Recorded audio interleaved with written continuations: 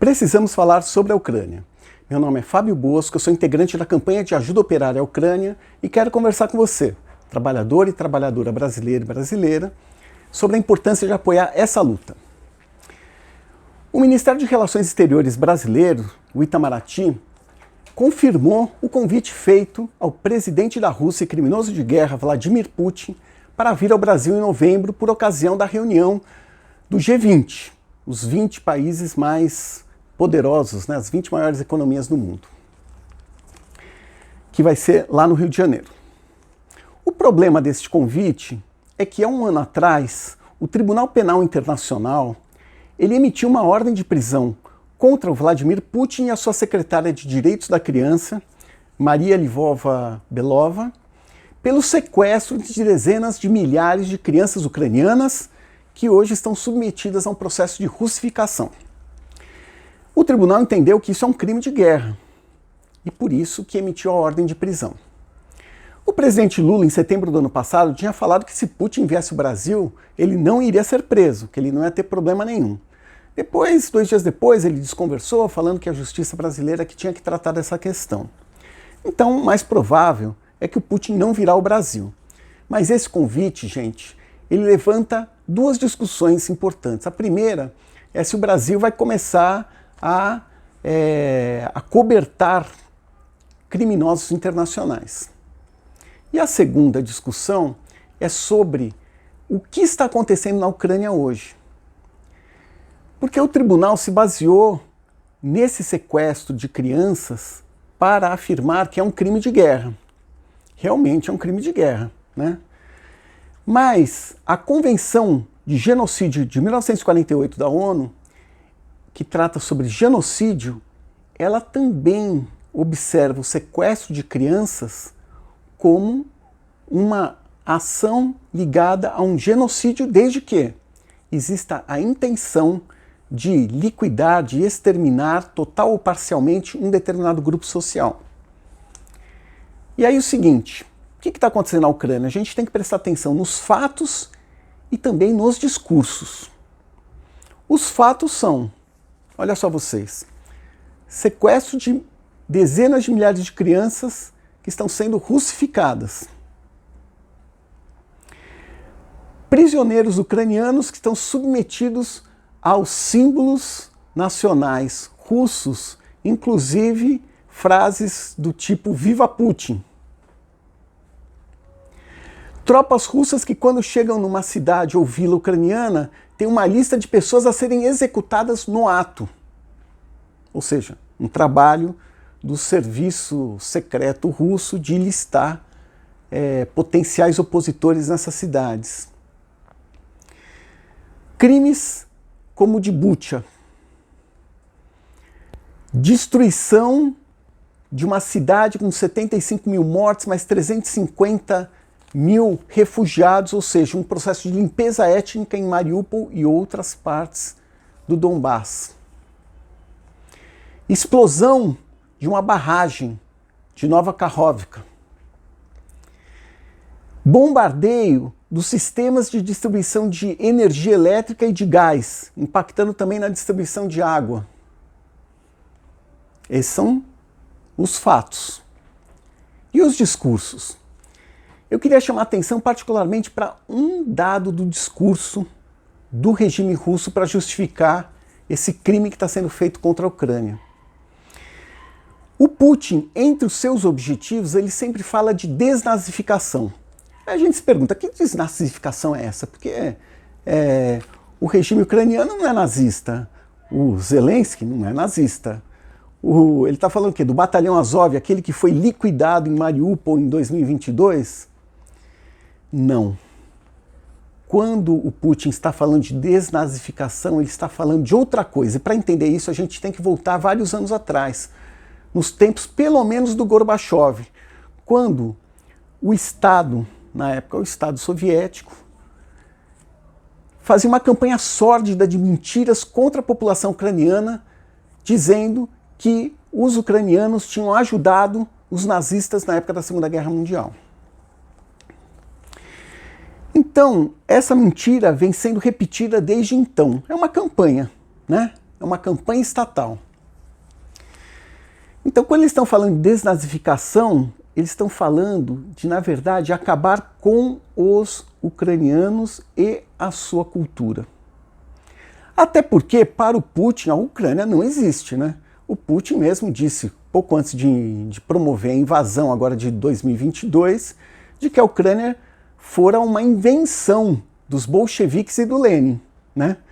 Porque, na verdade, para o Putin, a Ucrânia é parte da Rússia, né? E ponto. Então, gente, quando a gente observa as ações e os discursos e põe junto, a gente vê que, para além de crimes de guerra, o que está em curso na Ucrânia hoje é um genocídio. Existe um outro fato que eu queria comentar aqui com vocês. Há 20 dias atrás, houve um atentado numa casa de shows no subúrbio de Moscou, uma casa de shows chamada Krokus City Hall.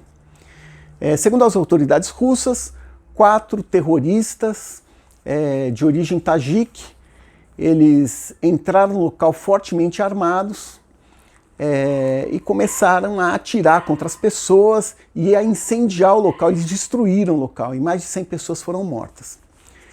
Durante 1 hora eles tiveram toda a liberdade para fazer isso. Aí finalmente eles foram embora e aí chegou a polícia, né? Bom, eles supostamente são membros de uma organização afegã chamada ISIS Khorasan. E o Putin procurou ligar esta ação à Ucrânia. Então, primeiro ele disse que os 4 terroristas fugiram em direção à Ucrânia, que tinham um plano para passar as linhas de guerra e entrar na Ucrânia. Isso é uma loucura, né? Porque para passar aquelas linhas sem levar um tiro, só se for invisível, mesmo assim ainda pode pisar numa mina. Depois, posteriormente, frente ao ridículo dessa história, né, e que eles também foram presos tentando entrar em Belarus, né, o Putin falou que a Ucrânia estava por trás do financiamento desses sujeitos aí. Bom, eu quando vi a história, imediatamente eu lembrei que o Putin tem uma série de ações similares feitas ao longo do seu reinado, né? A primeira foi em 1999, quando houve explosão em uma série de conjuntos residenciais em Moscou e 2 outras cidades. Essas explosões, né, mataram mais de 300 pessoas e teve uma outra cidade chamada Ryazan, em que os explosivos não funcionaram, a população chegou e pegou os 3 sacos com produtos químicos junto com um detonador e um relógio. E aí o chefe do serviço secreto de então, Nikolai Patrushev, que é o mesmo que hoje é o presidente do Conselho de Segurança Nacional da Rússia, né? O mesmo sujeito. Ele veio a público, pediu desculpas, falou que aquilo era só uma simulação e que nos sacos, na verdade, tinha açúcar. Isso virou uma piada nacional, porque é uma piada sobre o explosivo açúcar de Ryazan, né? Bom, para além disto, um ex-agente secreto russo, Litvenko, ele fugiu do país, ele escreveu um livro em que ele explica que essas ações foram organizadas, foram promovidas pelo serviço secreto russo. Posteriormente, ele morreu envenenado, né, no Reino Unido. Bom, 2 anos depois, em 2002, aconteceu um outro atentado num teatro em Moscou. Aí a polícia interviu, jogou um gás paralisante dentro do teatro e acabou matando mais de 100 pessoas, né? Quem havia feito isso, segundo as autoridades, separatistas chechenos, né? Os de sempre, né? 2 anos depois, uma escola no sul da Rússia, em Beslan, foi invadida por separatistas chechenos. E a intervenção das forças especiais acabaram levando à morte de mais de 300 pessoas, a maioria crianças. Gente, todos esses 3 atentados, eles tinham claramente objetivos políticos para serem desencadeados a partir da comoção que eles acabam gerando em toda a população. Em 99, o objetivo é fácil de ver, né? O então desconhecido primeiro-ministro Vladimir Putin, né, se tornou popular, venceu as eleições e iniciou a Segunda Guerra da Chechênia.